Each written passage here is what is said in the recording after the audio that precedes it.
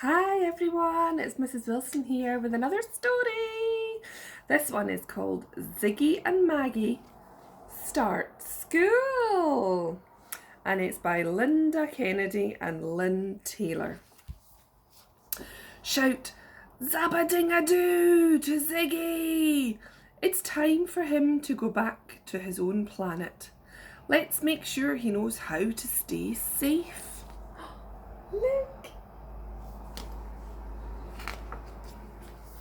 It's only a few days until the start of the new school term. Maggie and Ziggy can't wait to start school. Maggie is going to be a big primary 1. And Ziggy is going to be a big Nanu, Nini, Nana. That's what they call primary 1 on Ziggy's planet, you see. I wonder what they call primary 2.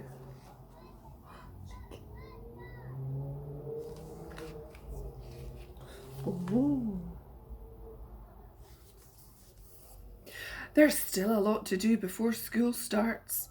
We'd better make a list to take to the shop, says Mum, and spreads a big piece of paper on the table. Can you remember all the things you need for starting school? A lunchbox, a pencil case, some white socks, some black shoes. It's time to go shopping. Andrew, Maggie and Ziggy climb into their car seats. Ziggy is really going to miss his special seat. He takes a picture with his magic torch so that he can show his friends when he's back home. They won't believe that all the kids on Earth get their own special car seat. Lucky things. They've all got their seatbelts on. Mum straps everyone in securely with their seatbelts. There's a lot of traffic today, says Ziggy. Traffic, smiles Mum. Great word, Ziggy. When I first came here, I didn't even know what traffic was, smiles Ziggy proudly. I've always known about traffic, says Maggie. Traffic is cars and buses and lorries and vans and trucks and more lorries and well, I probably knew what traffic was before I was even born. Maggie knew what everything was before she was born, Andrew says, giving Ziggy a nudge. Mum stops at a red traffic light. Jasmine and her daddy are standing with their bikes, waiting to cross the road. They're waiting for the green man to come on, smiles Ziggy. The shopping centre is really busy, and everyone cheers when Mum eventually finds a parking space. Andrew, Maggie and Ziggy wait until Mum comes round to open the door for them. Now, what do we have to remember about in car parks? Asks Mum. That it takes ages to find a parking space, mutters Maggie cheekily. Car parks are just funny shaped roads, says Ziggy. So we always have to hold hands and keep looking and listening for cars. That's right, says Mum. I knew that, said Maggie. I'm nearly in primary 1, you know. The shopping centre is huge. Ziggy likes a supermarket. But the best bit of all is the row upon row of big, fat, juicy cabbages. Ziggy wishes he could jump in and gobble them all up. Yummy, yummy, yummy, yummy, yummy, yummy, yummy. It's the first day of term. Andrew and Maggie both look very smart in their school uniforms. The family walk to school together. Ziggy can't quite believe this time tomorrow he'll be starting school too. Zabba-ding-a-doo! Ziggy and Maggie help Mum and Andrew find a safe place to cross. This is a good place to cross, says Maggie, because we can see the traffic coming and the traffic can see us. And we have to use our ears too, says Ziggy, to make sure we can hear the traffic coming. My two wee geniuses, laughs Mum. Now, stay back from the curb and hold hands until it's safe to cross. I think curbs are really clever, says Ziggy, taking a picture with his magic torch.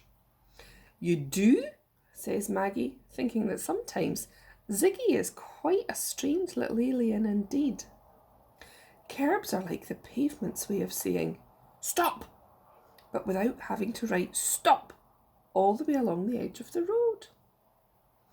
Ziggy zaps his watch again, and this time it projects the word stop all along the pavement. Andrew gasps. You're right, Ziggy. It would take someone a zillion years to write stop on the side of every road. And how silly would it be to do that? Asks Maggie. Primary ones can't even read yet. Everyone looks up and down the road to check that there's no traffic coming. Then they check again. The road is clear, so it's safe to cross. And what do we always do when we cross the road?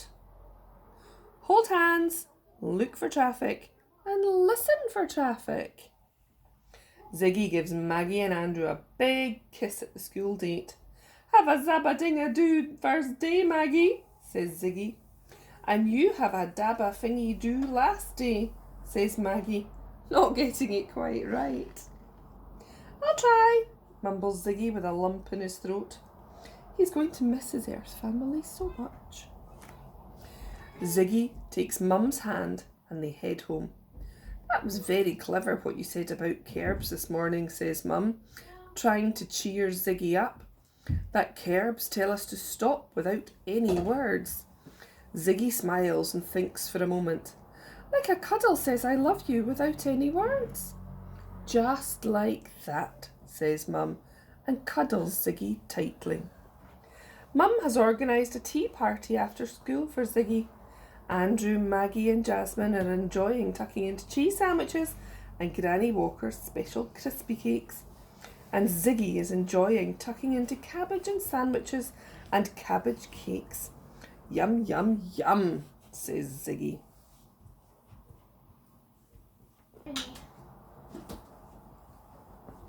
Mum tells everyone to gather round and hand Ziggy an enormous box with a huge bow. We're going to really miss you, Ziggy, says Maggie, wiping a big tear from her eye. Me too, says Ziggy, but I've been working on a surprise of my own. I phoned my daddy earlier and he set up a website for me so we can play games together and keep in touch. Zabba-ding-a-doo, shrieks Maggie. I think you've learned everything you need to know now, Ziggy, says Mum, squeezing Ziggy tightly. And Maggie's learned something very important too, says Ziggy very seriously. Oh, says Mum. What's that? Ziggy roars with a laugh. How to say Zabba-ding-a-doo. Ziggy can't believe his eyes when he looks inside his present. Mum has given him his car seat. Zabba-ding-a-doo, squeals Ziggy. Now we'll have a special seat like the rocket captains. Zabba-ding-a-doo, waves Ziggy as he gets ready to go into his rocket. Remember to go safe every time you cross. We will, chorus the kids. And we'll go safe too, Ziggy. Zabba-ding-a-doo.